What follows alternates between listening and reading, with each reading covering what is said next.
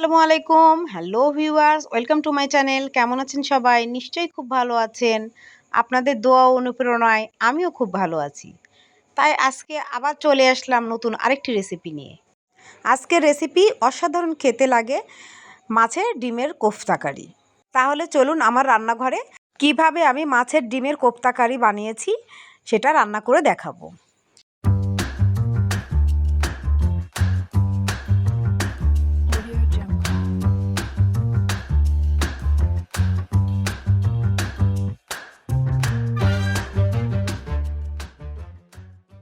এখানে আমি 2 কাপ পরিমাণ খেসারির ডাল নিয়েছি।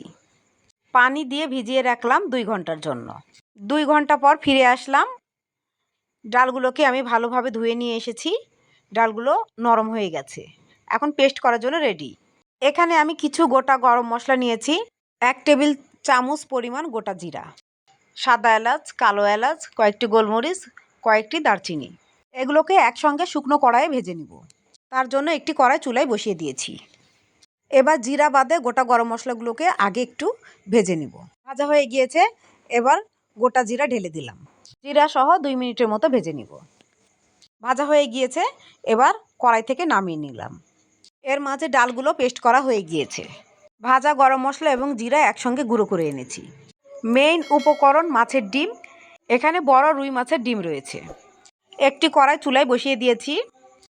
কড়াইয়ের মধ্যে গরম পানি ঢেলে দিলাম। এবার মাছের ডিমটাকে হালকা ভাপিয়ে নিব। তার জন্য মাছের ডিম পানির মধ্যে ছেড়ে দিলাম। সামান্য পরিমাণ হলুদ গুঁড়া দিলাম। এবার ঢাকনা দিয়ে ঢেকে দিলাম। জাস্ট একবার ফুটে উঠলে নামিয়ে নিব। ভাপিয়ে নিলে মাছের ডিমের যে একটা আষ্টে গন্ধ থাকে সেটা চলে যাবে। এই আষ্টে গন্ধের কারণে অনেকে মাছের ডিম খেতে পছন্দ করেন না। ভাপিয়ে নিলে সে গন্ধটা থাকবে না। একটু উল্টে দিচ্ছি। ভাপানো হয়ে গিয়েছে। এবার আমি পানি থেকে তুলে নিচ্ছি। এবার মাছের ডিমগুলো মাখিয়ে নিব। তার জন্য একটি বোল নিয়ে নিলাম। বোলের মধ্যে ভাপিয়ে রাখা ডিমগুলো ঢেলে দিলাম। পেস্ট করে আনা ডাল ঢেলে দিলাম। এবার দিলাম আদা রসুন বাটা 1 টেবিল চামচ, জিরা বাটা 1 চা চামচ, ভেজে রাখা গরম মশলা এবং জিরার গুঁড়া দিয়ে দিলাম 1 টেবিল চামচ, হাফ চা চামচ শুকনো মরিচের গুঁড়া দিলাম, স্বাদ অনুযায়ী লবণ দিলাম, একটা ডিম নিলাম। এবার ডিমটি ভেঙে মাছের ডিমের মধ্যে দিয়ে দিলাম। আমি ডিমের কুসুম তুলে দেখাচ্ছি। এবার ভালোভাবে হাত দিয়ে মাখিয়ে নিব। মাছের ডিমগুলো যাতে গোটা গোটা না থাকে একেবারে ভেঙে মিশিয়ে দিব। মাখানো হয়ে গেছে। এবার ভেজে নিব। তার জন্য একটি কড়াই চুলায় বসিয়ে দিলাম। হাফ কাপ পরিমাণ সয়াবিন তেল দিলাম। তেল গরম হয়ে উঠেছে। এবার মাছের ডিমের বড়াগুলো তেলের মধ্যে ছেড়ে দিচ্ছি। যতটুকু বড়া কড়াইয়ের মধ্যে দেওয়া যায় ততটুকু আমি দিয়ে দিলাম। বড়াগুলোর এক পাশ ভাজা হয়ে গিয়েছে। উল্টে দিচ্ছি আর এক পাশ ভাজার জন্য। সব বড়াগুলো কাঁটা চামচের হেল্প নিয়ে আমি উল্টে দিলাম। সুন্দর কালার চলে এসেছে। একেবারে ব্রাউন কালার হয়েছে। 2 পাশে আমি ব্রাউন কালার করে ভেজে নিয়েছি। এবার একটি প্লেটে তুলে নিচ্ছি। এইভাবে আমি সব বড়াগুলো ভেজে নিয়েছি। এই বড়াগুলো এমনি খালি মুখেও খাওয়া যায়। এখানে 2টি বড় সাইজের পেঁয়াজ কুচি নিয়েছি এবং কয়েকটি কাঁচামরিচ ফালি নিয়েছি। এবার ওই বড়া ভাজার কড়াইয়ের মধ্যে আবার সরিষার তেল দিয়ে দিলাম। তেল গরম হয়ে উঠলে গোটা জিরা দিলাম। এরপর শুকনো মরিচ এবং তেজপাতা ফোড়ন দিলাম।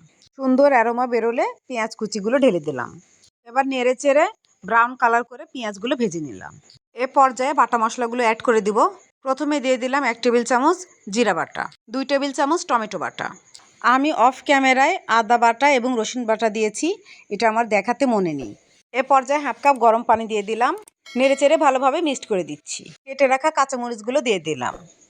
এখন দিয়ে দিব শুকনো উপকরণ। 1 চামচ হলুদ গুঁড়া দিলাম, 1 চামচ মরিচ গুঁড়া দিলাম, 1 চামচ ধনিয়া গুঁড়া দিলাম, স্বাদ মতো লবণ দিলাম, হাফ চামচ চিনি দিলাম। চিনিটা না দিতে চাইলে স্কিপ করতে পারেন, তবে দিলে টেস্ট ব্যালেন্স হয়। এবার নেড়ে চেড়ে শুকনো উপকরণগুলো মশলার সঙ্গে মিশিয়ে দিচ্ছি। ভালো করে এবার মশলাটাকে কষিয়ে নিব। মশলা কষানো হয়ে গেছে। মশলার উপরে তেল উঠে এসেছে। এবার এই কষানো মশলার গ্রেভিটার মধ্যে 2 কাপ পরিমাণ গরম পানি ঢেলে দিলাম। এবার নেড়ে চেড়ে মিক্সড করে দিচ্ছি। ফুটে ওঠার জন্য ঢাকনা দিয়ে ঢেকে দিলাম। ফুটে উঠেছে। ভেজে রাখা মাছের ডিমের বড়াগুলো এবার ঢেলে দিব। এখানে আমি অর্ধেক বড়া ঢেলে দিব আর অর্ধেক রেখেছি এমনি খাওয়ার জন্য। খুবই মুচমুচে বড়াগুলো হয়েছে। ঝোলের মধ্যে ঢেলে দিলাম।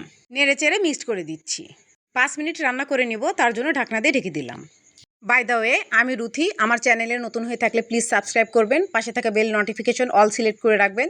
তাহলে যখনই আমি নতুন ভিডিও আপলোড করব তার নোটিফিকেশন সবার আগে আপনার কাছে পৌঁছে যাবে। বেশি বেশি লাইক, কমেন্ট এবং শেয়ার করবেন। যারা ফেসবুক ও ইনস্টাগ্রাম থেকে দেখছেন তারা প্লিজ পেজটাকে ফলো দিয়ে রাখবেন, লাইক, কমেন্ট এবং শেয়ার করবেন। যারা already like, comment, share, follow, subscribe করেছেন তাদেরকে ম্যানি ম্যানি থ্যাঙ্কস। আজকে আমার চ্যানেলের এই ভিডিওটি যিনি ফার্স্ট ভিজিট করেছেন তাকেও ম্যানি ম্যানি থ্যাঙ্কস। আমার অন্যান্য রান্না দেখতে চাইলে প্লে লিস্টে ক্লিক করবেন, আমার সব রান্না দেখতে পেয়ে যাবেন। নতুন কোনো রান্না দেখতে চাইলে কমেন্টে অবশ্যই জানাবেন, আমি ট্রাই করব। মাছের ডিমের কোপ্তা কারি প্রায় হয়েই এসেছে। ভাজা গরম মশলা এবং জিরার গুঁড়া ছিটিয়ে দিলাম, নেড়ে চেড়ে মিক্সড করে দিচ্ছি। এবার আমি একটি বোলের মধ্যে ঢেলে দেখাচ্ছি। ভালোভাবে দেখানোর জন্য আমি একটি ছড়ানো বোলের মধ্যে পরিবেশন করে দেখাচ্ছি। ঠান্ডা হয়ে গেলে ঝোলটা আরও গাঢ় হয়ে যাবে। এখন বর্ষাকাল, সব মাছেরই ডিম থাকে। রুই মাছ ছাড়া অন্য কোনো মাছের ডিম দিয়েও এই কোপ্তাকারি বানানো যায়। আমার কাছে রুই মাছের ডিম ছিল, তাই আমি রুই মাছের ডিম দিয়ে কোপ্তাকারি বানিয়ে দেখালাম। খুবই মজার হয়, আপনারা বাসায় ট্রাই করে দেখুন, আশা করি খুব ভালো লাগবে। যারা মাছের ডিম খেতে পছন্দ করেন না তারাও এই কোপ্তাকারি দিয়ে 1 প্লেট ভাত পেট ভরে খাবে। সঙ্গে কাঁচামরিচ খেতে ভুলবেন না। আমি কাঁচামরিচ দিয়েই পরিবেশন করে দেখালাম। রেডি হয়ে গেল মাছের ডিমের কোপ্তাকারি। নিউ ভিডিও দেখার ইনভাইট করে আজকে বিদায় নিচ্ছি।